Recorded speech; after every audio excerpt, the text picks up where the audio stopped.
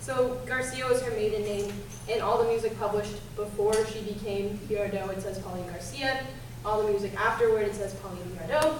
All my music says Pauline Viardot, but just for funsies, a little history. And it's also important because she was born into the Garcia family, which held 4 generations of operatic singers and composers. So she was very into the culture. And at a young age, she dreamed of becoming a concert pianist and was actually tutored by Franz Liszt. She was discouraged from piano, however, and encouraged to sing by her operatic family. And she made her opera debut at just 16. And she became very famous from it. Many famous musicians, because her family was so endowed in the arts and into it, they said of her voice that it was luscious and compared it to fruit. It was great. So her singing became very famous, but composing and piano were really true to her heart, so she kept doing that. And she ended up actually arranging instrumental works of Haydn, Schubert, and Brahms into songs. And Haydn and Brahms actually composed songs for her exclusively to sing. She was married at 21 to Louis Viardot, and this is where it gets interesting. Yet she had many lovers, including Frédéric Chopin and Russian novelist Ivan Turgenev, who was the longest standing, I believe, of all of them, and eventually actually stayed with the Viardots in their home, which was historically written. What is not historically written was how her husband felt about that. So we don't get to know. And he ended up taking care of her children. And something that we discussed last night, which is very interesting, this was actually part of the culture kind of around Spain at the time. There was a lot of love to go around. You'll actually kind of see this in her second piece. It'll make much more sense. You'll see the text and be like, what? But if you remember there were different times, then it'll make some more sense. But she composed some very, very beautiful things and was very active. And her first piece is very operatic. Her second piece kind of revolves around this culture. And she was mostly renowned for, as people say, transforming the 19th century opera scene. But since this was something that she kind of was forced to do rather than chose to do, we're just going to focus on her compositions. So the first one, Die Beschworung, is the very operatic piece. You can tell that she was kind of surrounded by this music when you hear it. That's all I'm going to say. I think that the text really stands alone. couldn't find anything relating it to a specific instance in her life. I think it's really just like a standalone, very dramatic, tragic opera scene. Her second piece, we're only doing the first verse just because it's very long and complicated, but the first verse is essentially about people witnessing a bullfight in Spain and observing an interaction between two neighbors. And yeah, so it's just a fun little whimsical thing. I think it just kind of sets the culture and the scene of Spain at the time. And it's really beautiful musically. So we'll just dive in. Any questions? I have a question actually, for real. What's your question? Like for real, it's okay if you don't know. Yeah. Why is that in French when it's about Spain? You did the one in German? That's German. But this, right, No, so it was the first one. this is, yeah. I'm aware that this is in German. The second, the other song is in French. Why? That's a great question. Yeah. Yeah, I know that she was very, I don't know, maybe she lived in France for a long time, and then she left because her husband didn't like Napoleon III or something. But then they came back. So this might have been at the time when they were living there, and she just wrote about Spain where she grew up. That's a possibility. She was fluent in a lot of languages. Yeah. Do you have a question? I do have a question. You read one of the quotes, but you didn't read the first, second, or this. You're right. And I'm curious what the quote said and if there's a place to read the other quotes. Yeah, we can back up. Oh, sorry. No, you're fine. I read one that I thought I needed to explain, but we can look through them. So, am I blocking anyone? Yeah, you're fine. Don't worry about it. Just read it to us. Okay, so for Amy Beach, she was the first one we discussed. Her quote is, "Music is the superlative expression of life experience," I can read it down here, "and woman, by the very nature of her position, is denied many of the experiences that color the life of a man." Very sad, but beautiful, and well spoken, and direct. For Fanny Mendelssohn, "It must be a sign of talent that I do not give up, though I can get nobody to take an interest in my efforts." Liza Lehmann, "Woman couldn't survive life and its disappointments, its harsh exactions on soul and heart and body, if they have not a well-developed sense of humor." And here we are. "There is nothing more interesting, nothing more moving than to feel that you have an audience in the hollow of your hand, laughing when you laugh, weeping when you sob, shaking with anger." Very operatic. Thank you for saying that, though. Thank you. I like that. That was a beautiful sentence. Oh. I'll read the next one too. So, yeah, follow over.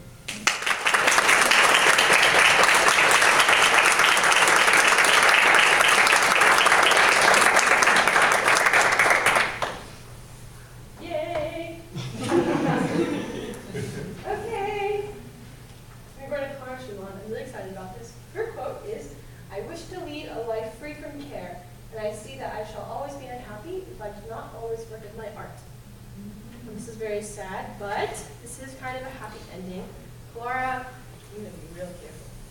Clara had, you could say, one of the most supported system of people around her.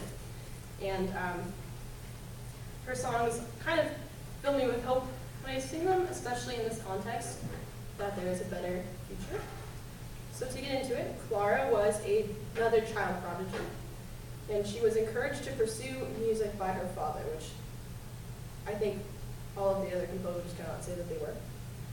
She studied piano and composition from an early age, and she actually met Robert Schumann while performing at a home of a family friend. So she was performing, and Robert came in and heard her, and he admired her talent so much that he asked his parents if it was okay if he could drop out of law school and learn how to play piano from her father. So without Clara, we wouldn't have the Schumann that we all know today. And also we wouldn't have her as Schumann too, because that would have been her last name.